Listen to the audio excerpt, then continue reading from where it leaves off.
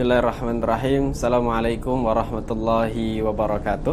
Waalaikumsalam Kembali warahmatullahi lagi wabarakatuh. sahabat-sahabat hikmah, sahabat-sahabat Qurani dimanapun teman-teman berada, semoga selalu dalam keadaan sehat walafiat dan dalam naungan dari Allah Subhanahu wa Ta'ala. Kali ini di pertemuan ini kita akan membahas perihal keal-Quranan, di mana salah satunya orang yang inginkan dalam Al-Quran pasti menghafalnya, ya kan? Semua orang pasti menginginkan hafal Al-Quran. Cuman, nah inilah problemnya. Biasanya dalam menghafal itu ada yang mudah, ada yang sulit, bahkan ada yang nggak hafal-hafal. Itulah yang akan nanti kita bahas bersama guru kita bersama, kayak Haji Mahsen Salim. Beliau pengasuh, ya kan, dan juga pendiri pondok dari Bait Quran di Bekasi ya Kiai ya. Iya. Ya, mari kita sapa beliau. Assalamualaikum Kiai. Waalaikumsalam warahmatullahi wabarakatuh. Sehat Kiai? Alhamdulillah. Beliau ini juga termasuk dari pendiri Hikmah, Himpunan Qori dan Qoriah Mahasiswa Universitas Islam Negeri Syarif Hidayatullah Jakarta. Jadi suatu kesempatan yang Masya Allah lah kalau internal Hikmah. Nah, jadi seperti ini Kiai. Kan di zaman sekarang itu anak-anak muda nih, ya kan pasti mempunyai cita-cita yang sangat tinggi, ya kan, ingin menggandeng kedua orang tuanya memasuki surga dengan mahkota Al-Quranan, kan seperti itu. Betul. Nah, cuman dalam prakteknya Iya. ya kan. Nah, ada yang mengatakan hafal Quran itu mudah, semudah apalah, semudah ini itu segala macam. Namun pas dicoba ternyata Allahu Akbar. Baca satu lembar 30 menit udah ngantuk. Iya. Nah itu kalau dari Kiai pribadi dalam memahami hal tersebut dan memberi motivasi khususnya anak-anak muda di kampus ataupun dimanapun mereka berada dalam mewujudkan keinginannya menjadi hafizul Quran, itu seperti apa Kiai? Iya, yang penting tahap awal itu tanamkan himmah ya. Hasrat, keinginan yang kuat tentang Al-Quran itu ya. Al-Quran kan derajat orang-orang dalam Al-Quran itu sangat berbeda-beda. Kalau disebutkan hadis Rasul, al-mahiru bil Quran ma'as safaratil kiramil bararah ya, walladzina yaqra'ul Qur'ana wa yata'tau fi falahu ajran ya. Jadi kata Nabi, orang yang mahir Quran itu akan bersama hamba-hamba Allah yang mulia, Masya Allah. Bersama para malaikat-malaikatnya, para nabi-nabi Allah, orang-orang pecinta Al-Quran nanti di akhirat itu. Itu himmah kita harus munculkan. Ya, sedangkan orang yang sudah falladzina yaqra'unal Qur'an wa yatata'u, terbata-bata dalam bacaannya Qur'annya, tapi kata Nabi mendapatkan tetap falahu ajron. Dua pahala. Pahala yang pertama adalah pahala terus belajar Quran, itu pahalanya tuh. Masa belajar Quran. Ya, yang kedua adalah pahalanya apa? Yaitu pahala membaca Qurannya, ya kan? Jadi falahu ajron. Nah, Quran itu apa? Itu yang perlu kita pahami nih yang pertama. Al-Quran itu adalah kalamullah. Yang perlu kita pahami adalah kalamullah. Ya, firman Allah. Ya, firman Allah. Kalau udah firman Allah itu, kalau kita membaca satu huruf Al-Quran itu langsung nyambut, koneknya langsung ke Allah, karena kalamullah. Ya, langsung nyambung ke Allah. Zikir yang paling bagus itu kan Al-Quran. Ya. Jadi kalau diibaratkan listrik itu langsung nyambung paralel, tanpa paralel kemana-mana, langsung nyambung pada Allah. Itu kalamullah. Al-munazzal ala Rasulullah, yang diturunkan pada Rasulullah sallallahu alaihi wasallam, khatamul anbiya, penutup para nabi, biwasitatil amin Jibril alaihissalam, melalui malaikat Jibril diturunkan. Kemudian amangkul ilaina bitawatir, sampai kepada kita mutawatir ya. Dari Allah, malaikat Jibril, Rasulullah diajarkan para ulama Al-Quran sampai ke kita ya, mutawatir. Jadi keasliannya, original Qurannya itu mutawatir. Kemudian al-mubda' bi suratil Fatihah, al-mukhtam bi suratin Nas. Diawali dari Fatihah, ditutup dengan surat An-Nas, ada 114 surat semua itu ya. Al-muta'abbadu bi tilawatihi, dihukumi ibadah membacanya. Ya, dihukumi ibadah per huruf ada ibadah. Man qara'a harfan min kitabillah falahu hasanatun.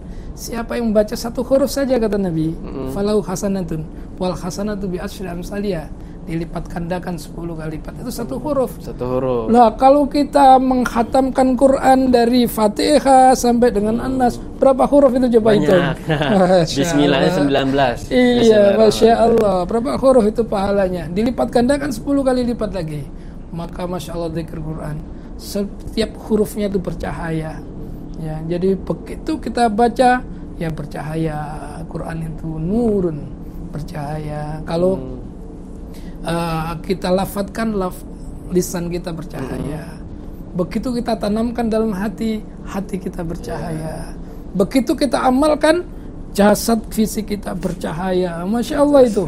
Ya, itu keindahannya Quran. Nah, kalau kita memahami itu, Masya Allah, maka kita akan punya semangat untuk belajar Quran. Apalagi hafid Al-Quran, memilah Al-Quran itu, Masya Allah itu. Itu akan apa? Orang yang punya hafalan Quran itu diberikan kemudahan oleh Allah Subhanahu wa taala. Kemudahan untuk membacanya tidak berat. Ya. Iya kan? Kalau hafal Quran kan membacanya tidak berat. Kalau kita belajarnya masih keratu-keratu kan satu halaman aja kadang-kadang ya lama sekali kan? Tapi kalau kita hafalkan misal satu surat, summa awrasnal kitabal ladzina istafaina min ibadina faminhum zalimun li nafsihi wa minhum muqtasidun wa minhum sabiqun bil khairati biidznillah dzalika wal fadlul kabir. Cepat, enak, mudah. Jadi dimudahkan di dalam membacanya. Begitu dimudahkan lagi oleh Allah apa? Dimudahkan memahaminya. Kalau hafal Quran, karena ayat per ayat itu ada munasabahnya. Iya, munasabatul ayat. Munasabatul ayat kan kait mengait. Jadi misalnya tsumma awrasnal kitabal ladzina istafaina min ibadim, kaitannya nanti dengan di ujung yang pertama, dzalikal kitabul la raiba fi hudal lil muttaqin. Itu kan? Itu jadi hidayah itu akan bisa diraih orang-orang yang muttaqin. Kaitannya dengan kami wariskan Al-Qur'an itu. Hanya saja diterangkan dalam ayat surat Fatir ini, ayat 32 itu ada 3 golongan. 3 golongan. Yang pertama adalah zalimul li nafsihi, menganiaya dirinya sendiri. Tahu ada kebaikan, tidak diambil kebaikan itu menganiaya dirinya sendiri. Itu namanya. Tahu kebaikannya, baca Quran itu fadilahnya banyak, nggak diambil lah. Itu menzalimi dirinya sendiri itu, ya kan? Iya, zalimul nafsi. Jadi ada kebaikan yang disyariatkan dalam Quran. Padahal Quran itu ja'atkum mau'izatum mir rabbikum wa syifaa'ul lima fis sudur, ya. Allah turunkan Quran itu mau'izatum mir rabbikum, nasihat Allah untuk kehidupan kita. Ya, mir rabbikum wa syifaa'ul lima sudur, obat penawar hati. Ya, jadi jarang orang sedih. Kalau kita sedih langsung ya diobati dengan Quran, ya kan? Quran, bahwa kita menghayati, Masya Allah. Itu jadi itu sifatul mafisudur huda wa rahman, hidayah, petunjuk, rahmat bagi orang-orang mukmin. Maka itu himmah itu yang perlu ditanamkan. Jadi hasrat, keinginan menghafal Quran itu untuk apa? Yaitu yang kedua. Nah, nanti baru terus metode itu berkembang ya banyak berkembang. Silahkan saja metode itu, ya tergantung situasi kondisi. Ya kan, tergantung situasi kemampuan seseorang gitu. Yang jelas dalam menghafal itu ada dengan tikror saja, diulang-ulang. Contohnya misalnya thumma awrasnal kitabal ladzina istafaina min ibadina. Kita lagi menghafal itu tuh. Ulangnya aja 3 kali. Thumma awrasnal kitabal ladzina istafaina min ibadina. Barangkali mengulangnya sambil apa? Sambil buka buku, bagus. Ya kan? Thumma awrasnal kitabal ladzina istafaina min ibadina. Kalau udah dikuasai baru nambah lagi tuh. Faminhum zalimun li nafsi. Nambah lagi. Faminhum zalimun li nafsi. Faminhum zalimun li nafsi. Dibalik lagi. Tsumma awrasnal kitabal ladzina istafaina min ibadina. Faminhum zalimun li nafsi. Baru nambah lagi kalau sudah kuat hafalannya itu. Baru wa minhum muqtasid. Gitu. Begitu ya. Diulang-ulang ya. Nah, diulang-ulangnya sampai dengan apa? Kalau sudah hafal satu ayat, dibaca itu dalam sholat. qabliyah, ba'diyah, qiyamul lail, ya kan? Insya Allah tambah menguatkan itu hafal Quran. Itu ya. Jadi kalau sudah hafal akan senang dia gitu. Betul. Tapi kalau nggak tahu caranya, nggak tahu metodenya juga akan menjadi itu akhirnya berat, susah. Hafal Quran susah, padahal sebenarnya nggak terlalu susah. Nggak terlalu susah. Jadi metode itu penting, ya. Metode itu penting dibandingkan kontennya, gitu, ya. Metode, ya itu ya diantaranya. Metode, emang sih metode. Ada kan metode yang menggunakan kayak gerakan-gerakan gitu. Gerakan-gerakan, itu ada. ya. Terus kalau juga yang bahasa yang ingatan yang kuat tuh kayak ya bisa kayak Ustaz tadi kan. Matematikanya contoh sholat Jumat berapa rakaat? 2 ya kan? Terus bacain surat yang kedua. Terus nanti takbir berapa kali dalam semua sholat, ada berapa nanti itu gitu dah matematikanya Quran. Betul, iya. Nah itu, itu sempat berarti emang kalau metode itu gimana sereknya orang dalam mau menghafal lagi ya? Iya. Karena saya juga dulu pernah itu mencoba kayak beliau lah yang diajarin saya tadi kan di At-Taisir Learning Center. Itu kan one day one juice. Itu awalnya bisa lah lumayan. Beliau kan ada juga buku-bukunya. Terus pas sudah 3 hari, udah ngebul tuh otak. Iya. Dan kalau kita mau hitung-hitungan itu menghafal Quran itu sebenarnya begini ya, Quran itu nggak akan nambah 30 juz. Ya, satu juznya itu berapa lembar? 10 lembar. 10. Atau berapa halaman? 20 halaman. 20 halaman. Kita ambil aja satu hari itu setengah halaman. Ya. Kalau orang hafal Quran biasanya setengah kaca biasanya ya. Setengah halaman kita ambil sehari aja. Setengah halaman itu paling ya 3 ayat, 4 ayat, nggak banyak, ya kan ya. Dan itu kalau kita istiqomah ya, sehari setengah halaman hitung aja. Ya kali 20 berarti 40. 40 potongan ayat yang kita baca. Berarti 40 hari. Ya kan? 40 hari kita udah hafal Quran 1 juz gitu ya. Hafal Quran 1 juz itu sudah. Jadi kalau hitung-hitungan ini jadinya menjadi 1,5 bulan itu adalah kita bisa hafal 1 juz 1,5 bulan. Ya sebenarnya cuma kadang-kadang kan kita males ya. Ya males, datangnya males itu yang menjadi masalah tadi. Coba istiqomah paling tidak 3 setengah halaman itulah kita baca dalam 1 hari. Itu. Ya. Gitu. Yang paling berat emang istiqomah sih kayak. Istiqomah tuh karena jadi bahkan ada yang mengatakan 1 istiqomah lebih baik daripada 1000 karomah. Kalau dulu yang pernah saya dengar begitu. Nah itu terus apa ya? Dan pernah nyari-nyari juga gimana sih emang caranya buat istiqomah kan? Nggak usah istiqomah itu kan berbeda tingkatan juga kan. Ada kalau orang yang baru hijrah mungkin di sana ayo kita berhijrah habis itu nanti istiqomah itu segala macam. Nah orang yang udah mulai udah mau mulai menghafal, nah itu istiqomahnya kadang dalam menghafal sambil duduk aja kadang ujiannya pegel duduk. Terus pasti ngantuk. Aduh itu nggak tahu itu kenapa. Kalau ngaji tuh pasti biasanya tuh ngantuk. Nah baca buku ngantuk. Main HP sambil tiduran nggak ngantuk-ngantuk. Iya, makanya itu karena ada rasa cinta, senang. Senang itu yang mengakibatkan kita bisa istiqomah. Jadi ada himmah, ada muhibbah, senang. Rasa senang kita lahirkan. Kalau senang itu kapanpun bahkan itu jadikan kita wirid Quran ya. Kalau udah hafal Quran tuh wirid Quran tuh enak. Di perjalanan sambil nyupir. Wa minhum zalimun li nafsi wa minhum muqtasid wa minhum sabiqum bil khairati biidznillah dzalika wal fadlul kabir jannatu adnin yadkhuluna gitu kan apa sampai akhirnya enak sambil istirahat sambil tiduran sambil cinta. Masya Allah cinta itu karena cinta orang kalau cinta kan senang di mana-mana akan dibaca ya gitu. Jadi kuncinya ada hasrat yang benar yang itu kemudian ada rasa senang di dalam itu. Nah, itu dia. Gitu ya. Untuk menimbulkan cinta terhadap Quran tuh gimana tuh kayak? Karena satu ya kita nggak paham bahasa Quran, bahasa Arab ya kan.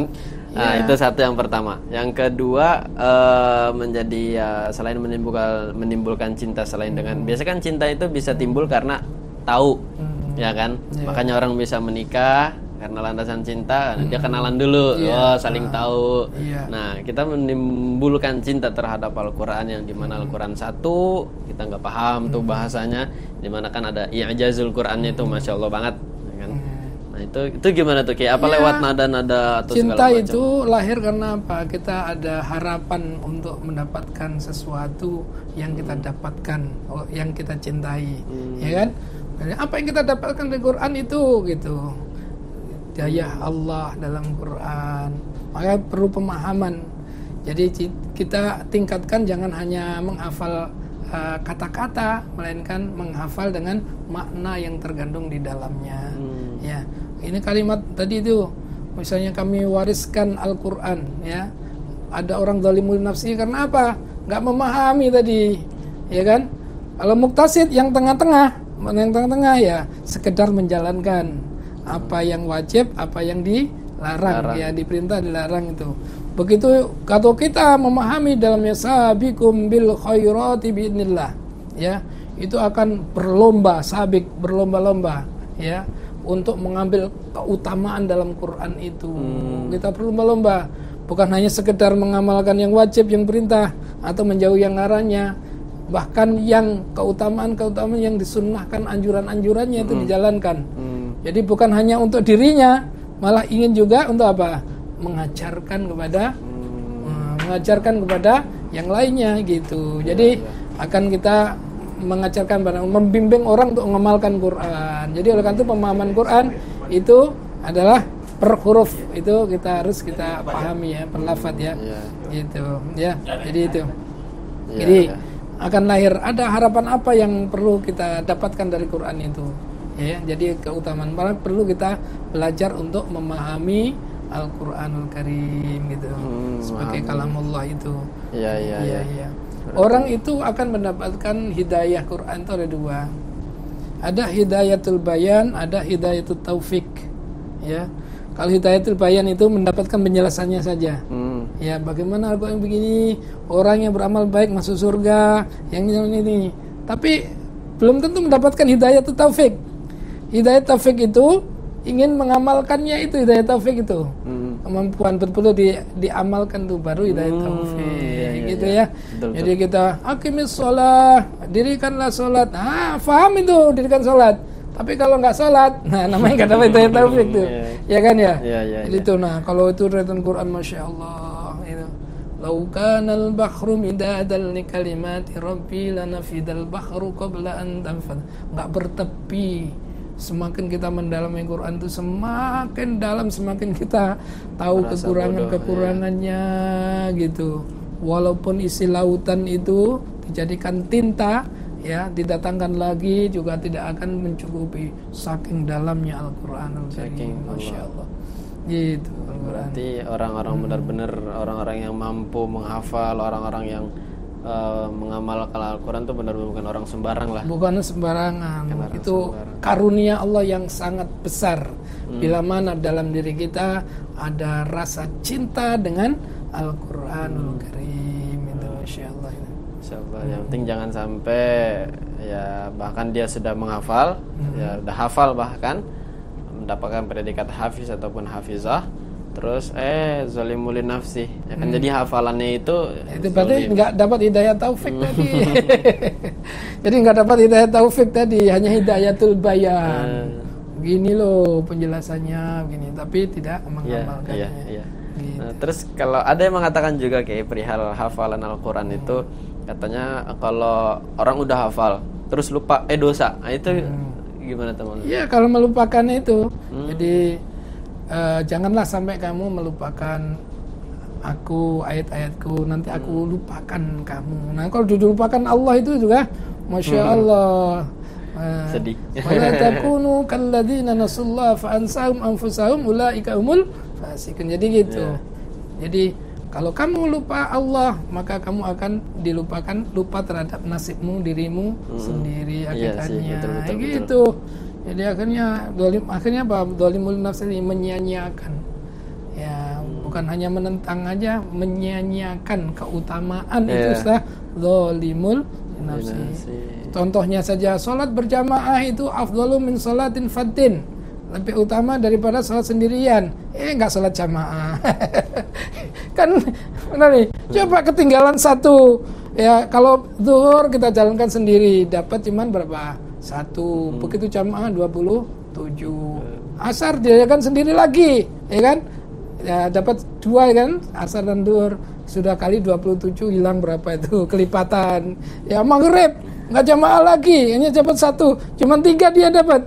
Itu 27 kali 3. Apalagi terus isya. Kata Nabi itu adalah seperti sholat setengah malam. Begitu sholat subuh seperti sholat semalam suntuk. Berapa banyak kehilangannya berjamaah. Nah itu makanya termasuk itu zalimul li nafsihi, menganiaya dirinya sendiri, dikasih gaji dan bonus yang banyak nggak diambil. Ya gitu ya. Maka ya cintailah Quran. Ya ada rasa hasrat yang besar terhadap bisa memahami Quran dan mengamalkan Al-Quran. Jadi gitu teman-teman ya. Untuk mau menjadi penghafal Quran, satu tahu dulu apa itu Al-Quran ya kayak ya. Iya. Ya, tahu dulu. Ya, kan? Kayak ya teman-teman masuk Islam, tahu dulu Islam itu apa, ntar masuk doang. Iya. Ntar gampang keluar lagi, login ntar. Ya, begitu kita harus mengetahui tentang ya apa itu Al-Quran, terus ya bagaimana cara mencintainya.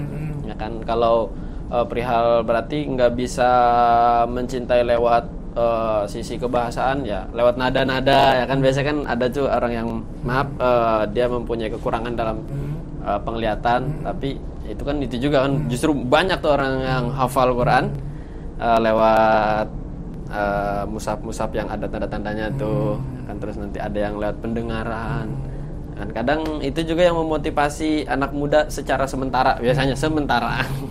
Ada yang hafal Quran orang tua cuman dalam waktu berapa hari. Nah itu yang sebenarnya pengen banget, ya pengen aja gitu, tapi aplikasinya susah banget. Iya, ya. Mungkin ada dari Kiai pribadi ada motivasi untuk para pemuda khususnya nih, para pemuda yang bahasanya sih paling sibuk. Ya, belajarlah seperti ulama-ulama terdahulu, ya di antaranya ulama-ulama Imam Syafi'i ya, yang kita madhab yang paling kita anut Imam Syafi'i itu. Coba dalam sejarahnya hafal Quran umur berapa? Ya kan, umur 7 tahun sudah hafal Quran, Masya Allah. Karena apa?